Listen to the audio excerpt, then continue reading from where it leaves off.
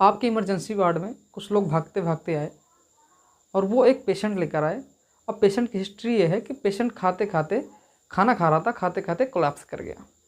तो उस पेशेंट का हम असेसमेंट कैसे करेंगे, उसको मैनेज कैसे करेंगे।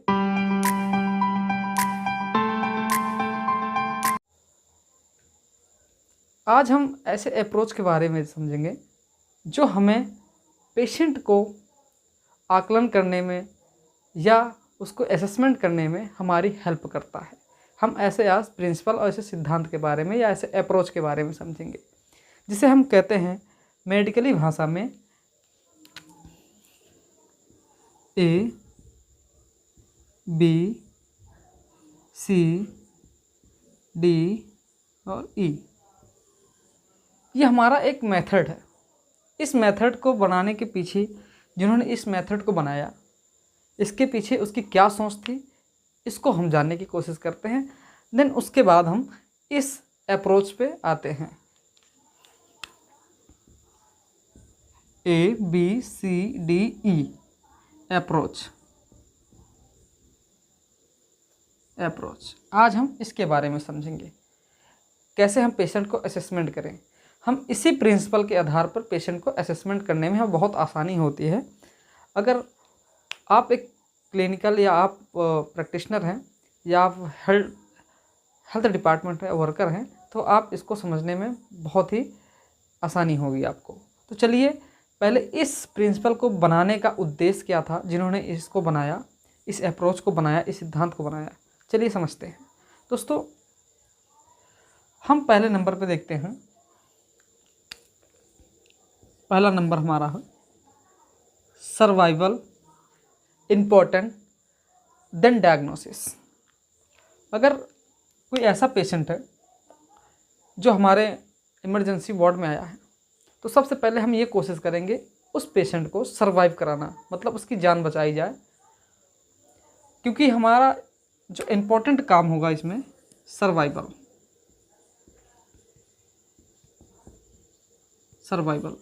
अगर हमारा पेशेंट सर्वाइव कर जाता है या बच जाता है देन उसके बाद हम डायग्नोसिस करवाते हैं। असेसमेंट, डायग्नोसिस उसके बाद। क्योंकि ऐसे कंडीशन में अगर पेशेंट आपके वार्ड में आया या आपके इमरजेंसी वार्ड में आया तो उसकी जान बचाना बहुत ही आवश्यकता होती है, बहुत अवश्य हो जाता है।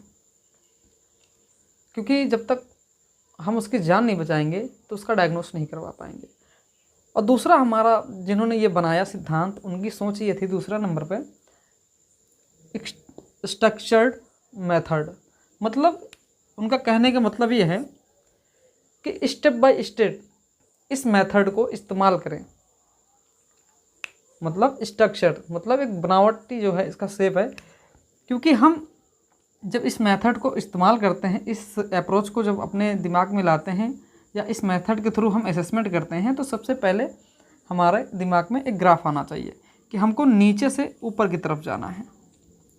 A, B, C, D, E ये हमारा स्ट्रक्चर्ड मेथड है। क्योंकि जब भी हमारे OPD में ऐसा पेशेंट आता है तो काफ़ी पैनिक हो जाते हैं लोग। वहाँ पर जो डॉक्टर्स हैं, नर्स हैं या टेक्नीशियन हैं वो काफ़ी पैनिक हो जाते हैं। उनको समझ में नहीं आता कि हम इस पेशेंट को असेसमेंट कैसे करें। तो उसी के आधार पे ये इन्होंने एक सिद्धांत, एक अप्रोच बनाया है, प्रिंसिपल बनाया है, ताकि इसी के जो है सिद्धांत पर चलकर हम पेशेंट को आसानी से असेसमेंट कर सकते हैं। जैसे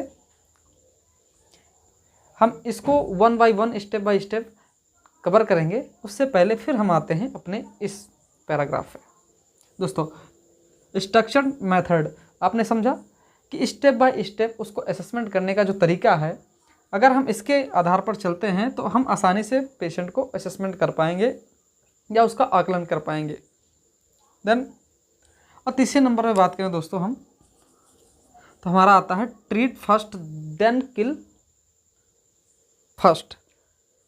क्योंकि हम सबसे पहले ट्रीटमेंट उस चीज़ का करेंगे जिससे पेशेंट को सबसे ज़्यादा खतरा है। हमने असेसमेंट किया, उसके बाद हमें जो दिखा कि पेशेंट को इस चीज़ से खतरा है। जैसे पेशेंट को मान के चलिए पेशेंट कि जो बीपी है वो काफ़ी फॉल होते जा रही है, पेशेंट हाइपोटेंशन में जा रहा है। तो पेशेंट को खतरा किससे है? ब्लड प्रेशर से, जो कि काफ़ी कम होते जा रहा है। तो देन हम सबसे पहले ये करेंगे कि पेशेंट का बीपी मैनेज करेंगे, क्योंकि जो हमारा पेशेंट है उसके उस पेशेंट के लिए सबसे खतरनाक चीज़ जो ब्लड प्रेशर कम हो रहा वो है, क्योंकि उसके जान पर बनाई है ब्लड प्रेशर, हाइपोटेंशन। इसलिए हम उस चीज़ का पहले ट्रीटमेंट करेंगे जो पेशेंट के लिए बहुत ही हानिकारक है, उसकी जान भी जा सकती है। ऐसे मर्ज को या ऐसे डिजीज़ को हम सबसे पहले रिकवर करेंगे या उसको ट्रीटमेंट करेंगे। ठीक दोस्तों, तो इसका क्या है? ट्रीट फर्स्ट देन किल फर्स्ट। ठीक, और चौथे नंबर पे आते हैं दोस्तों। चौथे नंबर पे हमारा है access, address and advance. Access का मतलब होता है दोस्तों कि हम पेशेंट को सबसे पहले एसेस करेंगे, मतलब असेसमेंट करेंगे। देन एडवांस, एड्रेस पे जाएंगे। एड्रेस का मतलब है पेशेंट, मान लीजिए आप कहीं ऐसे जगह पे हैं, ऑन रोड आप सफ़र कर रहे हैं और बीच रोड में किसी का एक्सीडेंट हो गया है या कोई ऐसा व्यक्ति है और आप मौके पे प्रेजेंट हैं वहाँ पर। तो सबसे पहले आप उसे एसेस करेंगे कि उसको इंजरी कहाँ कहाँ हुई है। देन उसके बाद हमारा स्टेप ये होना चाहिए कि हम उसे एड्रेस करें, मतलब किसी इमरजेंसी को फ़ोन करें या किसी ऐसे लोगों को बुलाएं जो हमारे आसपास कोई ऐसा हो जो मेडिकल प्रोफेशनल हो या उसके बारे में जानकारी रखता हो। एड्रेस करेंगे, देन हम एडवांस पे पहुंचेंगे, मतलब उसके आगे की जो प्रक्रिया है वो हम करेंगे। ठीक दोस्तों, उसके बाद हम आते हैं हेल्प। पांचवा हमारा स्टेप हेल्प।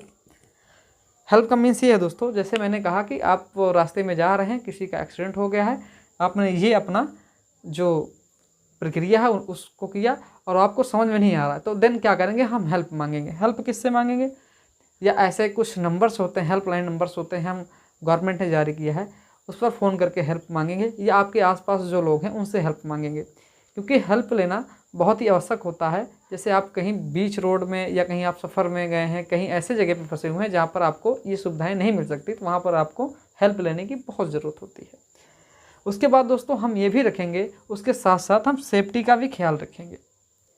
सेफ्टी का ख्याल ये रखेंगे, जैसे बीच रोड पर एक्सीडेंट हुआ है, मैंने बताया पेशेंट का एक्सीडेंट हुआ है, जब हम उसको, ऐसा तो है नहीं उसको बीच रोड पर ही ट्रीट करना शुरू कर देंगे या असेसमेंट करना शुरू कर देंगे। पहले उसको सेफली एक सही स्थान पर ले जाएंगे और सही जगह पे ले जाएंगे जहाँ पर आराम से उसको लिटाया जा सके और आपको भी रिस्क ना हो, क्योंकि बीच रोड पर गाड़ियों का आवागमन बहुत तेज़ होता है, या कहीं ऐसे जगह पर हैं जैसे पहाड़ी इलाके में हो गए जहाँ आपको खतरा भी हो सकता है, तो आप ऐसे जगह पे असेसमेंट नहीं करेंगे, उसको पहले सेफ जगह पे ले जाएंगे, खुद को भी सेव करेंगे और देन पेशेंट को भी सेव करेंगे। उसके बाद हम उस पर दूसरा कदम उठाएंगे। तो सेफ्टी का विशेष ख्याल रखना है। अब दोस्तों हम आते हैं assessment of critical patient approach के ऊपर। ये जो सिद्धांत हमारा ABCD का हमने आपको सिद्धांत बताया है। चलिए फ्रेंड्स, हम आपको इस प्रिंसिपल पे ले चलते हैं, अप्रोच पे ले चलते हैं ABCD का।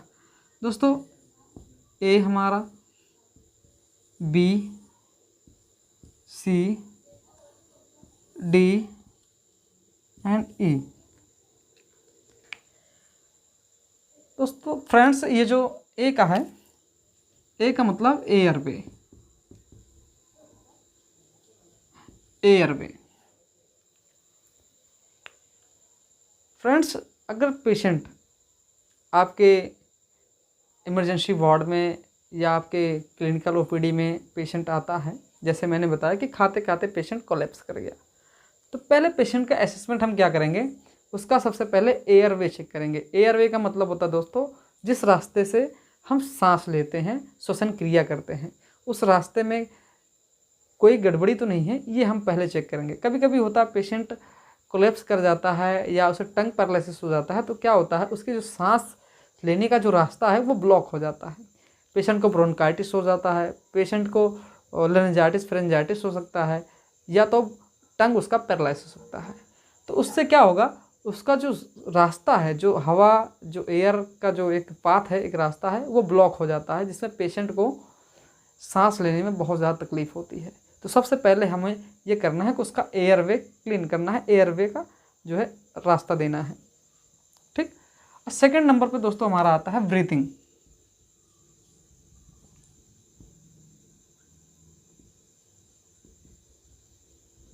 ब्रीथिंग। दोस्तों इसमें कंफ्यूज होने वाली बात नहीं है। एयर वे का मतलब होता है दोस्तों, एयर मतलब हवा, वे का मतलब होता है पाथ या रास्ता। और ब्रीथिंग का मतलब होता है दोस्तों सांस लेने की जो प्रक्रिया होती है उसको हम ब्रीथिंग कहते हैं, जिसे हम रेस्पिरेटरी कहते हैं। ठीक है, तो ब्रीथिंग का मतलब ये है दोस्तों, हम उसको चेक करेंगे पेशेंट को कहीं डिस्निया तो नहीं है, डिफ़िकल्टी ऑफ ब्रीथिंग, सांस लेने में से कोई दिक्कत तो नहीं हो रही है, ये हम चेक करेंगे। और ये भी चेक करेंगे, असेसमेंट करेंगे कि उसके फेफड़े में कोई दिक्कत तो नहीं है, या उसकी ब्रोंकाई पैरालिसिस हो गई है, या उसका जो गैसेस का एक्सचेंज होता है एल्वोलाई से हमारा, कहीं उसमें कुछ गड़बड़ तो नहीं है, ये हम चेक करेंगे।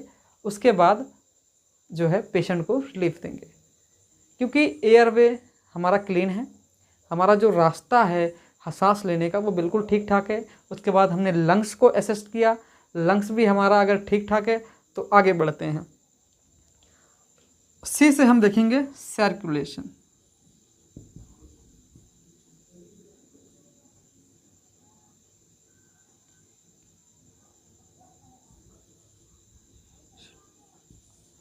सर्कुलेशन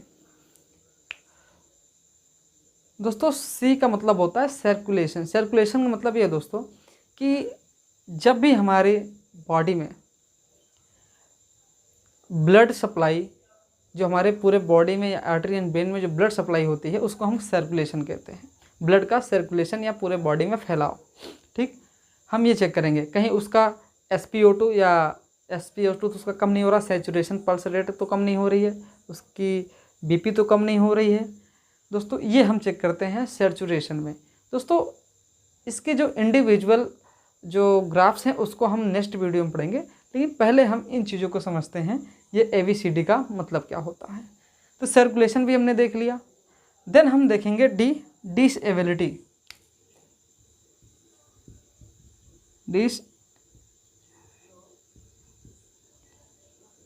डिसेबिलिटी दोस्तों, इसमें हम चेक करते हैं ब्रेन का स्टेटस क्या है, कहीं पेशेंट कॉन्शियस तो नहीं है, अनकॉन्शियस तो नहीं है, कंफ्यूज तो नहीं है, या उसको न्यूरोलॉजिकल इफेक्ट तो नहीं है। हम चेक करते हैं डिसेबिलिटी पे ब्रेन को। ठीक, और नेक्स्ट पे हम आ जाते हैं ई पे हमारा होता है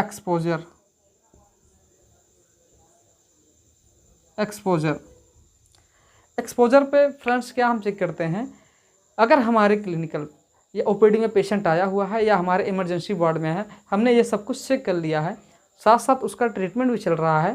ठीक है, हम ये चेक करेंगे उसकी बॉडी के जो उसके क्लॉथ है रिमूव करके, मतलब उसके जो कपड़े हैं उसको रिमूव करके उसकी बॉडी को एसेस करेंगे, कहीं उसके बॉडी पे इंसेक्ट बाइट तो नहीं है, कहीं स्नेक बाइट तो नहीं है, या कहीं उसके बॉडी पर रैशेस तो नहीं है।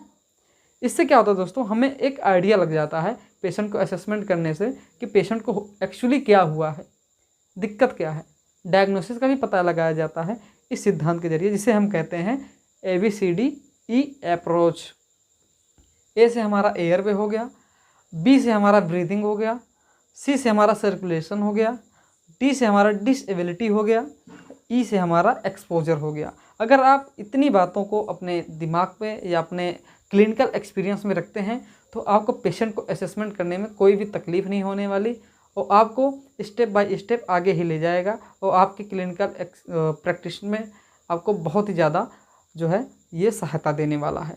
इस टॉपिक को हम कहते हैं असेसमेंट ऑफ क्रिटिकल पेशेंट। तो फ्रेंड्स, अगर वीडियो आपको अच्छी लगी हो तो हमारी इस वीडियो को लाइक करें, हमारे चैनल को सब्सक्राइब करें।